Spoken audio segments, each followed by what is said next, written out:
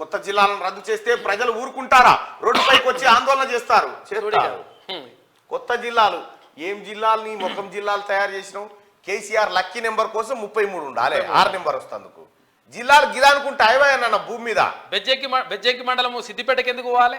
హరీష్ రావు అని పోవాలట. హరీష్ రావు సొంతూరు కాబట్టి అటు పోవాలి.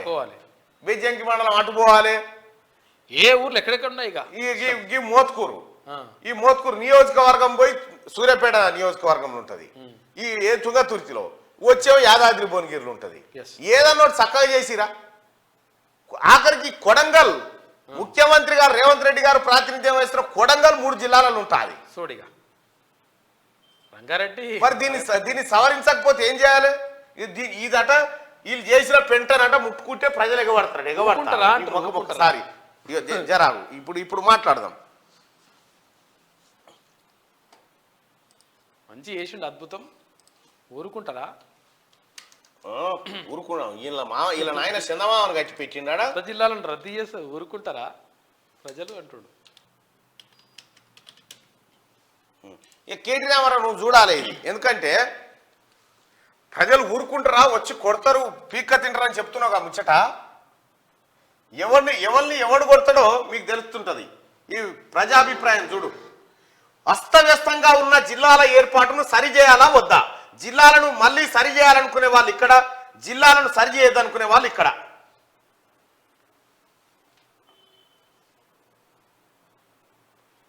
$600 ఓట్లు,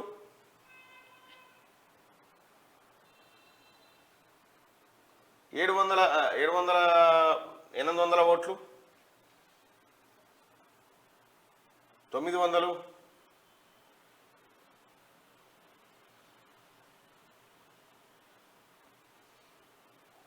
1000 ఓట్లు.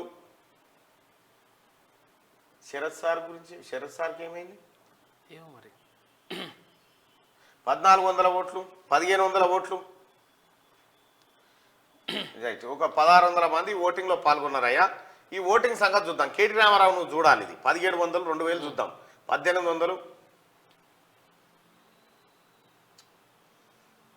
1900, 2000 ఓట్లు.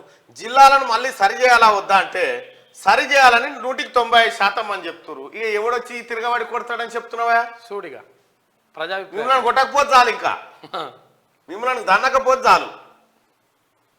కొత్త జిల్లాలను రద్దు చేస్తే ప్రజలు ఊరుకుంటారంటారు. ఎవరికెక్కడికి వచ్చినాయి అవి? ఏం కథ? ప్రజలకు కావాల్సింది ఎంఆర్ఓ తానికి పోతే భూమి పంచాయతీ దిగాలి, గది కావాలి. అయితే విషయం ఏంటంటే ఈ కొత్త జిల్లాలు ఏర్పాటు చేసిండ్రు కదా, ఈ జిల్లా కేంద్రాల చుట్టుముట్టు మా జాగాలు కొన్నాము, మీరు అటు ఇటు అన్నారు అనుకో మాకు ఇబ్బంది అవుతుంది అంటుండే ఆయన. అంతే. అట్లా